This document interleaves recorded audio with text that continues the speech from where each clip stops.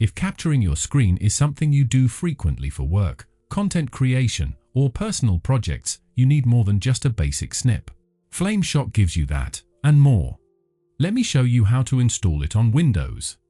Open your preferred browser, and in the search box, type Flameshot, then hit Enter. From the search results, click on the link from flameshot.org. It leads directly to the official page. Once you're there, look at the navigation bar and click Download. You'll see download options listed by operating system. Since I'm on Windows, I'll click Download Installer, choose where to save it, then hit Save. The download will begin. Depending on your connection, this could take a moment. Just wait until it finishes. Once it's done, head over to your Downloads folder and locate the installer. Then, double-click it to launch the installation wizard.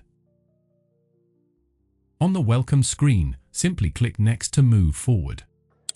Read through the license agreement, accept the terms, then click Next again.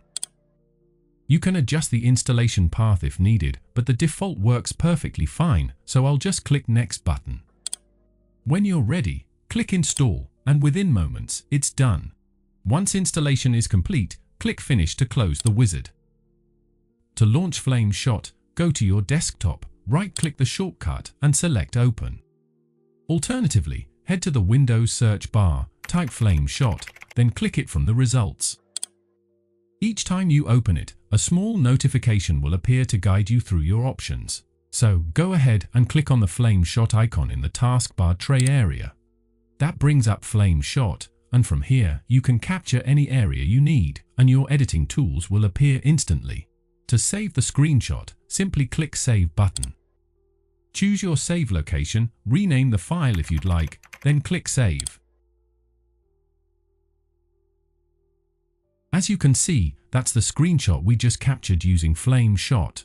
So, that is how you can download and install Flameshot on Windows computer.